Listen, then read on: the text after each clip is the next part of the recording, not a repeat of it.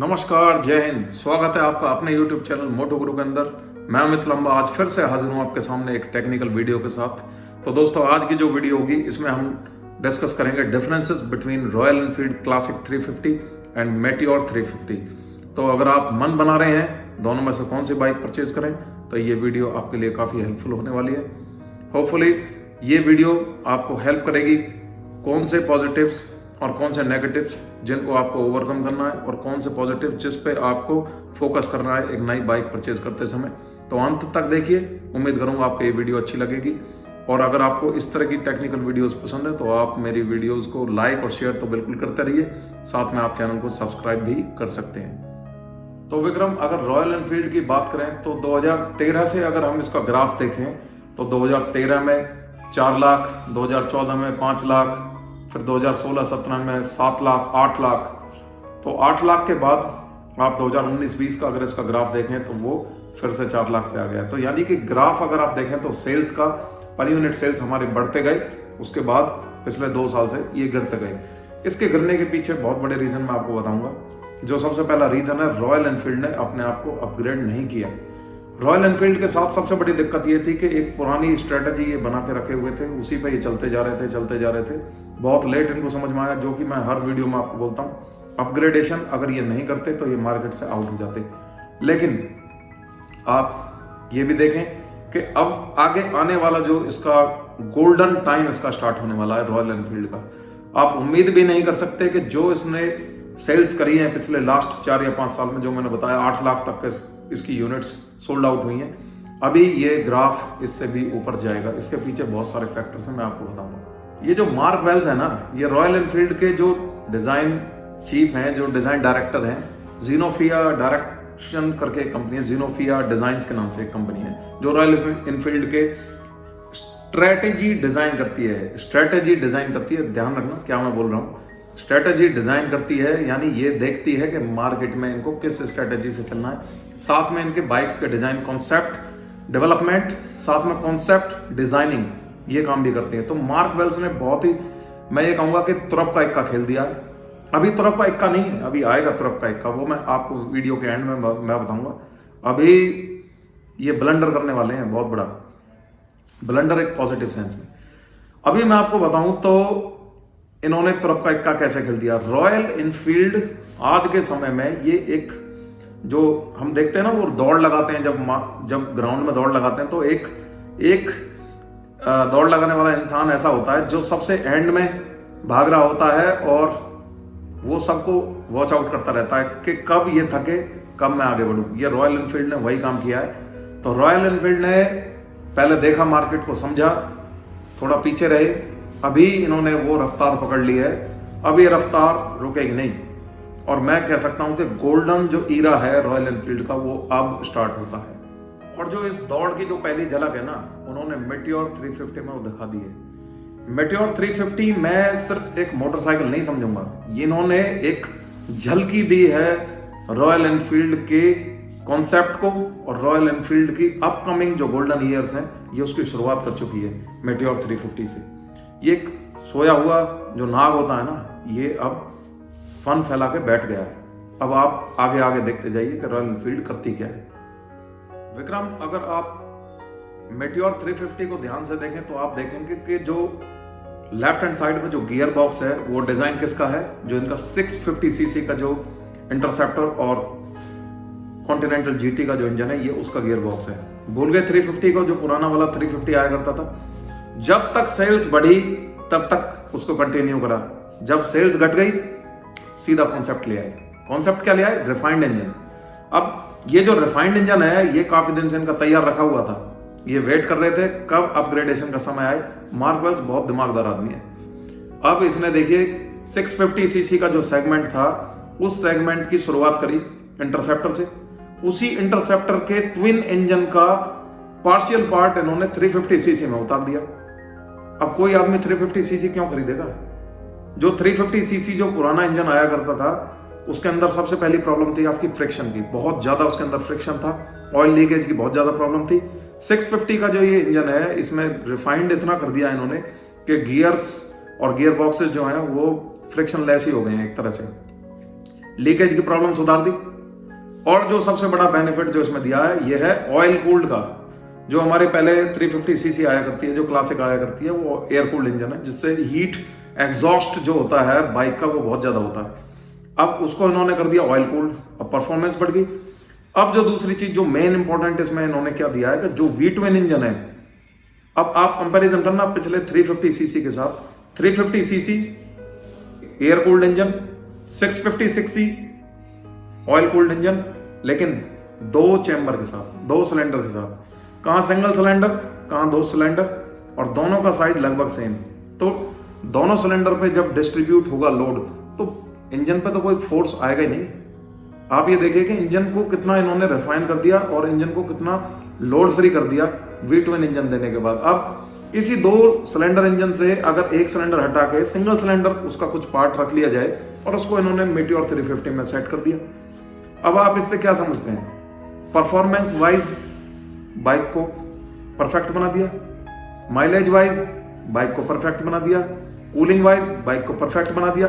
अब ये झलक है 650 सेगमेंट को शुरुआत करने की। आपको क्या लगता है कि इस इंजन के साथ ये 350 सीसी बनाएंगे?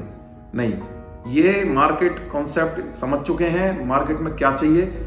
500 सीसी इसीलिए इन्होंने बंद करी थी कि ये अब जो काम करेंगे वो 650 सीसी पे ही करेंगे। अभी देखिए जो इनकी पुरानी जो बाइक्स आया करती थी, जो 350 सीसी आया करती थी, उसमें सबसे बड़ी प्रॉब्लम जैसे कि मैंने अभी बताया, इसमें दिक्कत आया करती थी हीट की। ग्राउंड क्लियरेंस भी उसकी 135 mm हुआ करती थी, तो मेटियोर में इन्होंने उसको बढ़ा के 170 mm कर दिया। फोकस करूंगा इसी पॉइंट पे मैं, 170 mm करने से इनको क्या बेनिफिट मिलेगा और क्या उसके नुकसान भी होने वाले हैं। अब देखिए लेंथ ओवरऑल बाइक की लगभग सेम ही है, 2140 mm की हुआ करती है। विड्थ इन्होंने 800 कुछ mm बढ़ाई है, 845 mm, जो कि 790 आया करती थी 350 सीसी में, तो 845 यानी उसको काफी वाइड बना दिया, क्योंकि गियर बॉक्स वाइड कर दिया है। और साथ में बाइक की जो टैंक है वो टैंक को भी थोड़ा शिफ्ट करके साइड में किया है, तो थोड़ा विड्थ उसको बढ़ा दी गई है उसकी। इससे बेनिफिट क्या मिलेगा? जो हमारा वेट डिस्ट्रीब्यूशन है वो थोड़ा सा फैल गया, जिससे बाइक की स्टेबिलिटी बढ़ जाएगी। अब इनका जो कॉन्सेप्ट जो इन्होंने ग्राउंड क्लियरेंस बढ़ाया, ये किस वजह से किया है? आप देखेंगे कि जो हिमालयन है वो हिमालयन लगभग 1200 mm की उसकी हाइट होती है। तो हिमालयन और 350 सीसी जो इनकी क्लासिक आती है, उनके बीच का एक सेगमेंट निकाला, क्योंकि हिमालयन के कुछ एस्थेटिक्स के फायदे थे और 350 सीसी की स्टेबिलिटी के फायदे थे, जो कि हिमालयन में नहीं मिलते थे। तो स्टेबिलिटी और स्टेबिलिटी के अलावा जो हमारी फ्लेक्सिबिलिटी है, इन दोनों को कंपोज करके एक नया डिजाइन तैयार किया मेटियोर। अब मैं बताऊंगा आपको कि इसमें क्या इन्होंने नुकसान किया। पहला जो नुकसान किया, जो ये 170 mm है, आप ध्यान से देखिए 170 mm का जो ग्राउंड क्लियरेंस है, ये कब आएगा?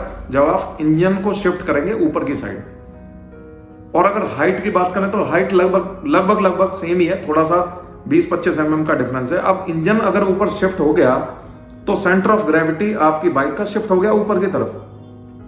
अब बड़ी चतुराई से मार्क वेल्स ने क्या किया, जब सेंटर ऑफ ग्रेविटी ऊपर की तरफ शिफ्ट होगा तो इसके ड्रॉबैक्स क्या होने थे? इसके ड्रॉबैक्स होने थे कि आपकी बाइक की स्टेबिलिटी कमजोर हो जाएगी, क्योंकि सेंटर ऑफ ग्रेविटी जितना ऊपर जाएगा बाइक को स्टेबल करना उतना मुश्किल हो जाएगा। अब इसको इवनली डिस्ट्रीब्यूट करने के लिए इसकी विड्थ बढ़ा दी, पहला काम। अब जो दूसरा काम इन्होंने किया, टायर का साइज बढ़ा दिया। देखिए 350 सीसी के जो भी बाइक्स आया करती थी, इसमें ये टायर चेंज नहीं करते थे। 90 एक आधा इंजन के अंदर है शायद क्लासिक 350 में, और हिमालयन में डिफरेंस तो है ही, इंटरसेप्टर में भी डिफरेंस है। अभी हम मेटियोर के कॉन्टेक्स्ट में अगर देखें तो 90 mm से मेटियोर का 100 mm कर दिया, और जो रियर टायर है वो सीधा 140 mm की विड्थ इस बाइक के अंदर दी है। 140 mm आप समझ रहे हो? हार्ले डेविडसन का जो ज्यादातर जो बाइक्स आया करती हैं उसका जो फ्रंट टायर होता है वो 140 mm हुआ करता है। अब मैंने बताया उसका सेंटर ऑफ ग्रेविटी ऊपर किया, तो उसको इवनली डिस्ट्रीब्यूट करने के लिए टायर की विड्थ बढ़ा दी प्लस बाइक की विड्थ बढ़ा दी। इससे देखिए इन्होंने 2 काम साध दिए। पहला, ग्राउंड क्लियरेंस भरपूर मिल गई इंडियन रोड्स के मुताबिक।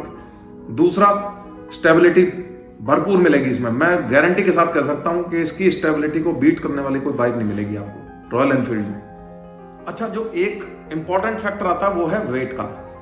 वेट इन्होंने चेंज नहीं किया। जो 192 केजी की 350 सीसी आती थी, अभी भी रियर टायर ब्रॉड करने के बाद, हाइट बढ़ाने के बाद इन्होंने वेट 191 केजी ही रखा, क्योंकि वेट एक बहुत बड़ा फैक्टर होता है। अगर वेट बढ़ा देंगे माइलेज कम हो जाएगी, प्लस मैंने जो बताया उसको कंट्रोल करना भी मुश्किल हो जाएगा, स्टेबिलिटी पे भी उसका इफेक्ट आता है। तो वेट को इन्होंने उतना ही रखा। माइलेज फोकस्ड है रॉयल एनफील्ड। अर्गोनॉमिक्स इस बाइक के इतने अच्छे दिए हैं। आप देखिए, जो रियर टायर है वो फ्रंट टायर से हाइट में छोटा है, जिसकी वजह से आपकी जो बॉडी होगी और बाइक का जो पोस्चर होगा वो लीनिंग टुवर्ड्स बिहाइंड होगा, जो इस बाइक को बनाती है एक परफेक्ट क्रूजर बाइक। 350 सीसी को क्रूजर की सेगमेंट में रखते थे, लेकिन मैं उसको क्रूजर नहीं मानता, क्योंकि वो रोडस्टर टाइप की ज्यादा थी। उसकी लुक्स जरूर लगती थी क्रूजर, लेकिन वो क्रूजर नहीं थी। इस बाइक को मैं परफेक्ट क्रूजर, एक एंट्री लेवल क्रूजर मैं आपको बोलूंगा, बनाया है। बहुत अच्छा इन्होंने इसका कॉन्सेप्ट दिया है, लीनिंग टुवर्ड्स द बैक, और अगर हैंडल थोड़ा सा पीछे की तरफ आ जाए तो ये बाइक बहुत ही कंफर्टेबल होने वाली है। आप इसकी लुक्स को अगर देखेंगे तो लुक्स से ही आपको समझ में आ जाता है कि कंफर्ट इसके अंदर ठोक के दिया है। अब विक्रम, मैं दावे के साथ कह सकता हूं कि इन्होंने इस बाइक को लॉन्च करने के बाद सिर्फ झलकियां होती है ना, वो झलकियां दिखानी शुरू करी हैं कि हम देखिए एक रिफाइंड इंजन के साथ 350 सीसी में उतरे। लेकिन जैसा मैंने कहा, ये तुरप का इक्का, अभी तुरप का इक्का नहीं है, अभी तुरप का इक्का इन्होंने अपने पास रखा हुआ है। ये सिर्फ एक तुरप के इक्के की, जैसे होते हैं ना वो 3-4 इक्के होते हैं, वो सबसे छोटे वाला इक्का इन्होंने निकाला और मार्केट को छोड़ी है कि देखिए क्या लाजवाब बाइक निकाली है। मैं दावे के साथ कह सकता हूं 650 सीसी सेगमेंट में ये इसी बाइक को लॉन्च करेंगे, और वो बाइक इनकी सबसे बढ़िया बाइक होने वाली है आने वाले कुछ सालों के अंदर अंदर। क्योंकि ऐसा नहीं पॉसिबल कि 650 सीसी में ये अभी से ना जाएं, अपग्रेड ना करें, क्योंकि अब नहीं किया तो कभी नहीं। 350 सीसी में आप देखिए ना, सारे कंपटीटर्स आ गए, होंडा भी बनाने लगी, जावा भी आ गई, और बाकी जो सुजुकी भी आ गई है। अभी ये इस लेवल को ये पीछे छोड़ चुके हैं। अब ये 650 इनका एक रोड मैप तैयार है। मेटियोर से इनको समझ में आ गया कि मार्केट में डिमांड जबरदस्त है। अब ये 650 सीसी पे ही काम करेंगे, 350 को भी भूल जाओ। 500 तो इन्होंने बंद कर ही दिया है।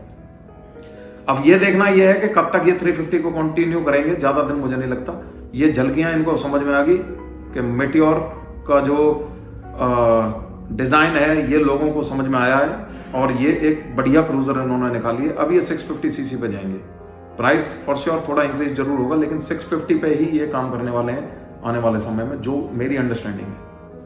तो दोस्तों, अभी आपके दिमाग में ये चल रहा होगा कि 350 सीसी क्लासिक और मेटियोर के बीच में से कौन सी चुने। देखिए, उसकी कीमत लगभग 1,50,000 के आसपास पड़ती है, और ये जो बाइक है ये लगभग 1,90,000 के आसपास पड़ती है। तो 40,000 जो इसमें एक्स्ट्रा आप दे रहे हो, ये वर्थ पेइंग है। इसकी खास वजह मैं आपको बताऊंगा। 40,000 का आप बिल्कुल भी लालच मत करिए, आप 1,90,000 वाली मेटियोर के साथ जाइए। भूल जाइए वो 350 सीसी क्लासिक, बहुत पुरानी हो चुकी है। रिफाइंड इंजन की तरफ आप जाइए। अभी आप देखेंगे कि उस इंजन को और इस इंजन के अंदर जब आप कंपैरिजन देखेंगे, अभी आने वाले समय में आपको मिलेंगे रिजल्ट्स, तो इस इंजन के बहुत ज्यादा पॉजिटिव्स हैं उस पुराने इंजन के मुकाबले। कुछ मैं आपको बता देता हूं। जैसा मैंने आपको बताया कि ये ऑयल कूल्ड है, एयर कूल्ड है, हीट एग्जॉस्ट बता चुका हूं मैं, वो ज्यादा इसके अंदर जो है प्रॉब्लम नहीं करेगा। दूसरा जो है मैंने बताया, इसके अंदर आपको मिलेगा बहुत बढ़िया स्टेबिलिटी, जो 350 के मुकाबले काफी मिलेगा। उसकी रीजन मैंने आपको बता दिया, इसका width and all that which I have already told you, evenly distribution of centre of gravity. And the third point, that is ABS। 350 CC का ABS कंट्रोल इतना अच्छा नहीं था। मैं कहूंगा कि वो एवरेज था, लेकिन इतना अच्छा नहीं था। मेटियोर के अंदर इन्होंने उसको बहुत ज्यादा रिफाइंड कर दिया है, ड्यूअल ABS चैनल इन्होंने दिया है, और डिस्क मेरे ख्याल से 270 mm की इन्होंने डिस्क दी है, जो कि एक बहुत बढ़िया ABS एक कंपोजिशन बनाती है। और विश्वास करिए कि एक 200 किलो की बाइक विदाउट ABS कंट्रोल करनी बहुत मुश्किल होती है, और बहुत सारे एक्सीडेंट्स हुए हैं, लोगों ने अपनी जानें गंवाई हैं इस ABS के मेल फंक्शनिंग को लेकर। तो ABS इन्होंने काफी रिफाइंड किया है मेटियोर के अंदर। टैंक साइज इसका वही 15 लीटर का रखा है, तो 50-40 किलोमीटर आपकी बाइक थोड़ी एक्स्ट्रा चल जाएगी 350 सीसी के मुकाबले। That is not a very big concern और वेरी बिग डील। उसके अलावा जो मैंने आपको बताया कि इसका posture leaning towards the back, जो कि आपकी टूरिंग में आपको बहुत हेल्प करेगा, टूरिंग में आपको इसका फायदा मिलेगा। कुछ नई टेक्नोलॉजी इसके अंदर उन्होंने जोड़ी है, जैसे कि उसको ब्लूटूथ से आप कनेक्ट कर सकते हैं, जो कि मुझे नहीं लगता बहुत ज्यादा कारगर होगी, पर ठीक है, चलो एक एडवांस फीचर उसमें दिया है। आजकल टेक अपग्रेडेशन हो ही रहा है। उसके अलावा जो एक नुकसान इसमें मिलेगा वो मिलेगा आपको कि इसमें अलॉय व्हील्स आपको मिलेंगे, जो कि 350 में आप जानते हो स्पोक्स आया करते थे, अलॉयज इसके अंदर अलॉयज आते हैं। अब अलॉय इनकी मजबूरी थी देनी, क्योंकि अलॉय अगर नहीं देंगे तो डिस्क ब्रेक काम नहीं करते ढंग से। डिस्क ब्रेक की पहली रिक्वायरमेंट ही यही है कि अलॉयज होने चाहिए, क्योंकि जो मोबिलिटी होती है स्पोक्स के अंदर, वो मोबिलिटी डिस्क ब्रेक को डिसअलाइन कर देती है। इसलिए इसमें इनकी मजबूरी थी कि इन्होंने इसमें अलॉय देने पड़े इनको। अब अलॉय देने से नुकसान क्या होगा, थोड़ा सा कुशनिंग कम हो जाएगी बाइक की, जिससे कि स्टिफनेस थोड़ी सी बढ़ जाएगी सस्पेंशन के अंदर, जो कि 350 सीसी में आप जानते हैं कि बहुत बढ़िया एक सस्पेंशन हुआ करता था। अलॉयज नहीं थे उसके अंदर, कुशनिंग मिल जाती थी, एक स्पैन थोड़ा सा आपको मिल जाता है कुशनिंग का, वो इस बाइक के अंदर नहीं मिलेगा, जो कि मुझे नहीं लगता कि बहुत बड़ा कोई कंसर्न होगा। रोड्स फॉर श्योर आजकल अच्छे होते जा रहे हैं, और कंट्रोलिंग अच्छी होनी चाहिए, बाइक की स्टेबिलिटी अच्छी होनी चाहिए, सस्पेंशन थोड़ा सा अप एंड डाउन चल जाएगा, लेकिन अल्टीमेटली इस बाइक से आपको वो बेनिफिट्स मिलेंगे जो एक बहुत बढ़िया क्रूजर के अंदर आप देखना चाहते हैं। तो 350 सीसी यूजर्स को मैं यही कहूंगा कि अब आप उस पर ना जाएं। एक अपग्रेडेड बाइक आई है, रिफाइंड इंजन आया है, बढ़िया फीचर्स दिए हैं, थोड़ा सा पैसा जरूर डालेंगे, लेकिन आप लें मेटियोरी 350 सीसी पे। अब मुझे नहीं लगता कि कोई समझदारी होगी जाने के लिए, क्योंकि अभी आप देखेंगे आने वाले समय में यही इंजन रिफाइन होकर मोर 650 सीसी में आएंगे, और उसके बाद यही पोस्चर, यही सब कुछ देखने को मिलेगा। तो अपग्रेड करें अपने आप को भी, तो आप नई चीजों से आप जुड़ेंगे। वारंटी होती है यार, ये टेम्परेरी चीजें होती हैं लाइफ में, कभी भी जब मन करे जब चेंज कर दीजिए। तो दोस्तों, आज की वीडियो आपको कैसे लगी, उम्मीद करूंगा कि ये वीडियो आपको थोड़ा सा हेल्प करेगी। आपके कुछ डाउट्स जरूर रहे होंगे, और हो सकता है मेरे बताए हुए पॉइंट से आप इत्तेफाक ना रखते हों। You are most welcome to comment in my comment section, मैं उसके ऊपर जरूर काम करूंगा। और मेरी वीडियो अगर आप पसंद करते हैं तो आप इसको लाइक और शेयर भी कर सकते हैं, और इस तरह की टेक्निकल वीडियोस अगर आप पसंद करते हैं, आगे भी सुनना चाहते हैं। मैं ज़्यादातर नेगेटिव पॉइंट्स के बारे में बात करता हूँ, मेटियोर के अंदर ज़्यादातर पॉजिटिव्स ही हैं, नेगेटिव कुछ मुझे खास देखने को मिला नहीं। अभी थोड़ा समय और लगेगा मुझे रिव्यू करने में। जहाँ तक मेरे ख्याल से मेटियोर एक अल्टीमेटली बहुत बढ़िया बाइक है, काफ़ी डिज़ाइंस इन्होंने सुधारे हैं, तो कोई नेगेटिव पॉइंट्स इसके अंदर अभी आने वाले हैं नहीं आने वाले टाइम में। और एक अगली वीडियो जो मेरी आने वाली होगी, वो बहुत लोगों की रिक्वेस्ट आई थी कि आप हिमालयन के ऊपर बनाइए, तो हिमालयन के अंदर कुछ बहुत बड़े बड़े ड्रॉबैक्स हैं जो कि लाइफ थ्रेटनिंग भी हो सकते हैं। मैं उसके ऊपर एक वीडियो बना रहा हूँ, वो अगली most probably in the next video मैं उसको आपके सामने पब्लिश कर दूंगा। तो तब तक के लिए आप अपना ख्याल रखें और सेफली बाइक को ड्राइव करते रहें, और लॉकडाउन के दौरान घर से बाहर जरूर निकलें, लेकिन प्रॉपर मास्क के साथ। तब तक के लिए मैं फिर से कहूँगा, ख्याल रखें, सेफली ड्राइव करते रहें। जय हिंद।